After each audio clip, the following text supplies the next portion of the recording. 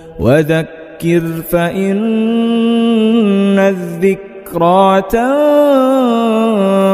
المؤمنين۔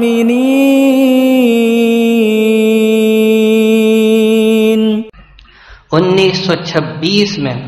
بہاولپور کی ایک مسلمان عورت نے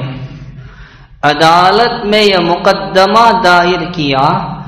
کہ میرا شوہر قادیانی ہو گیا ہے، وہ کافر ہے، لہذا مجھے یہ نکاح فسخ کرنا ہے۔ یہ مقدمہ جب عدالت میں گیا، اب اس کے کفر کو ثابت کرنا ہے، تو وہاں کے جو علماء تھے، مولانا غلام محمد صاحب اور مفتی صادق صاحب،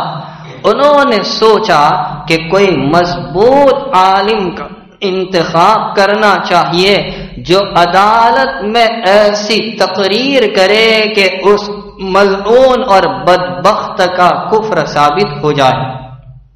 تو اس کام کے لیے نظر گئی تو ہندوستان کے ممتاز عالم دین امام العصر، چلتا پھرتا کتب خانہ، حضرت علامہ انور شاہ کشمیری رحمت اللہ علیہ، جو اس زمانے میں دیوبند میں تھے، ڈھابیل میں پڑھاتے تھے اور وہاں سے ڈھابیل آنے کی بھی تیاری کر رہے تھے، حج کا سفر بھی سامنے تھا۔ مفتی صادق صاحب دیوبند حضرت کو لانے کے لیے پہنچے۔ خونی بواسیر کی بیماری میں حضرت مبتلا تھے، طبیعت نڈھال تھی، کمزوری زیادہ تھی، ڈاکٹروں نے، حکیموں نے سفر سے منع کیا تھا، لیکن جب مسئلہ آ گیا ختم نبوت کا تو صاف فرمایا کہ میں چلوں گا۔ اگر کل قیامت کے دن میرے آقا نے پوچھ لیا انور شاہ میری ختم نبوت کا مسئلہ درپیش تھا اور تو عدالت میں حاضر بھی نہیں ہوا، تو میں کیا منہ دکھاؤں گا، کیا جواب دوں گا اور شفاعت کی میں کیا امید رکھوں گا؟ میں نے طے کر لیا ہے کہ میں ضرور جاؤں گا۔ چنانچہ آپ سفر کر کے بہاولپور پہنچے۔ 25 روز آپ کا قیام رہا۔ وہاں کی جامع مسجد میں خطاب کرتے ہوئے فرمایا کہ دوستو، میں تو ڈھابیل آنے کے لیے تیاری کر رہا تھا کہ مولانا غلام محمد صاحب کا تار موصول ہوا اور حکم دیا کہ ختم نبوت کے مسئلے میں اور قادیانی کے کفر کو ثابت کرنے کے لیے تجھے عدالت میں بلایا گیا ہے۔ میں نے اپنی زندگی کے اعمال ٹٹولے کہ رب العالمین کے دربار میں کل قیامت کے دن کون سا عمل پیش کروں گا۔ میں اپنی زندگی کے کارناموں کو دیکھتا رہا لیکن مجھے ایسا کوئی عمل نہیں ملا۔ میں نے سوچا کہ یہی مسئلہ ہے ختم نبوت کا، شاید یہی میرے لیے ذریعہ نجات بن جائے، اس لیے میں یہاں آ گیا ہوں۔ میں نے حج کا ارادہ بھی ملتوی کر دیا، میں نے ڈھابیل کے سفر کو بھی ملتوی کر دیا، ورنہ میں نے حج میں جانے کا ارادہ کیا تھا۔ مجھے خیال آیا کہ میں حج کو جاؤں گا، حج سے فراغت پر زیارت مدینہ کے لیے حاضر ہوں گا، آقا علیہ السلام کے روضے پر کھڑا رہوں گا، تو کہیں ایسا نہ ہو کل قیامت کے دن یہ سننے کو ملے انور شاہ تیری ضرورت تو وہاں تھی، تو یہاں کیوں آیا؟ تیری ضرورت تو وہاں تھی، تو کیوں آیا؟ اور پھر آپ نے جب یہ بات کہی مجمع رونے لگا اور فرمایا کہ ہم سے تو گلی کا کتا بھی اچھا ہے، ہم سے تو گلی کا کتا بھی اچھا ہے کہ وہ نمک حرامی نہیں کرتا،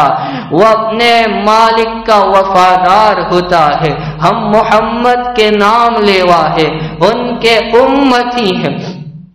اور ان کی ختم نبوت پر آنچ آئے، ناموں سے رسالت کا مسئلہ اٹھے اور ہم اس کی حفاظت کے لیے کھڑے نہ ہو تو ہم سے تو گلی کا کتا اچھا ہے، ہم نمک حرام کہلائیں گے۔ اور جب عدالت میں آپ کو بلایا گیا، جج کا نام تھا محمد اکبر، آپ کا معتقد تھا، شاہ صاحب کے لیے کرسی منگوائی گئی، کرسی پر آپ بیٹھ گئے اور ان کی جانب سے جو آیا تھا جلال الدین شمس، اس کا نام تھا، وہ قادیانی۔ شاہ صاحب اپنی دلیلیں پیش کرتے رہے، گفتگو کرتے رہے، وہ ظالم و بدبخت کہتا رہا میں نہ مانوں، میں نہ مانوں، میں نہ مانوں، ہر بات پر وہ یہی رٹ لگا رہا تھا، میں نہ مانوں، میں نہ مانوں، میں نہ مانوں۔ شاہ صاحب کو جلال آ گیا، بھری مجلس میں عدالت میں سب سے مخاطب کر کے فرمایا، او ظالم، اگر تو میری بات نہ مانے اور تجھے مرزا غلام قادیانی کے کفر میں اب بھی شک ہے تو ابھی کے ابھی اسی مجلس میں، اسی عدالت میں اپنی آنکھوں سے مرزا غلام قادیانی کو جہنم کی آگ میں جلتا ہوا دکھا سکتا ہوں۔ جب یہ جملے کہے پوری عدالت میں سکتہ اور سناٹا۔ بعد میں کسی نے شاہ صاحب سے کہا، آپ نے بھری عدالت میں ایسا جملہ کہہ دیا، اگر وہ ظالم اور مردود پوچھ لیتا کہ بتاؤ تو آپ کیا کرتے؟ کہا میں بتا دیتا، مجھے اللہ پر اعتماد اور یقین ہے کہ جو اللہ پر اعتماد اور یقین رکھتے ہوئے ختم نبوت کا کام کرتا ہے، بشرطے کہ اس کی نیت میں اخلاص ہو، اللہ کبھی اس کو رسوا نہیں کرتے۔ شاہ صاحب کی یہ تقریر اور پھر مقدمہ ہوا اپنی جگہ۔ دیوبند میں ایک جلسے میں خطاب کرتے ہوئے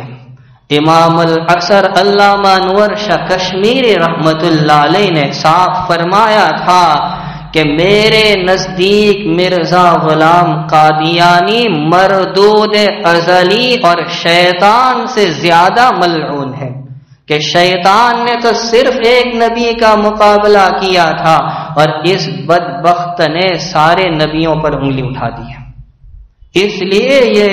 شیطان سے زیادہ لعنت کا حقدار ہے۔ اور آپ نے اپنی وفات سے صرف 3 دن پہلے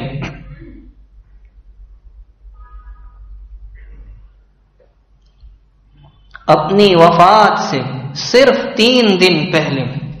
ایک جماعت کو جس میں علماء کی بڑی تعداد تھی خطاب کرتے ہوئے فرمایا تھا کہ میں نے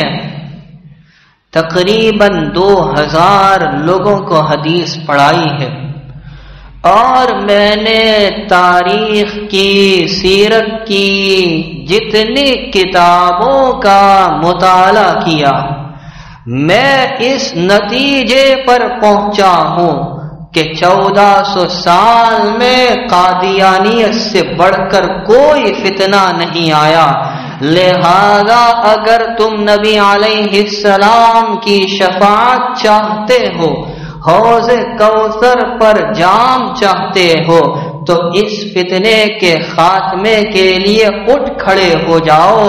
اور فرمایا اس لیے کہ دوست کا دشمن دشمن ہوتا ہے اور دوست کا دوست دوست ہوتا ہے۔ نبی علیہ السلام ہمارے دوست ہے، جو آپ کا دوست وہ ہمارا بھی دوست، اور جو آپ کا دشمن وہ ہمارا بھی دشمن ہے۔ اور جس نے اس فتنے کے خاتمے کے لیے اور قلع کما کرنے کے لیے اپنے آپ کو تیار کر لیا،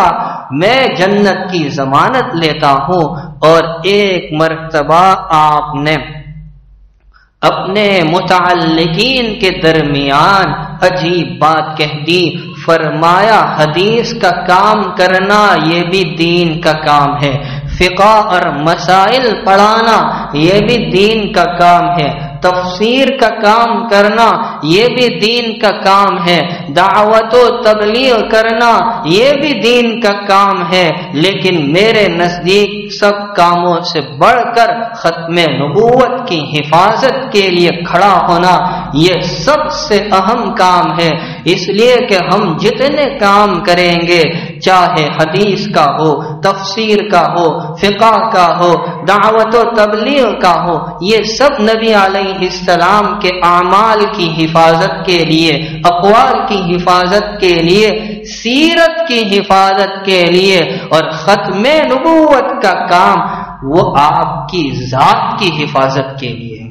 اس لیے اس کا درجہ بڑا ہوا ہے۔ اور شاہ صاحب نے بہت پتے کا جملہ کہہ دیا، فرمایا اگر کسی نے صدق نیت کے ساتھ صرف 1 گھنٹہ ختم نبوت کی حفاظت کے لیے کام کر لیا، نبی علیہ السلام کی شفاعت اس کے لیے واجب ہو گئی۔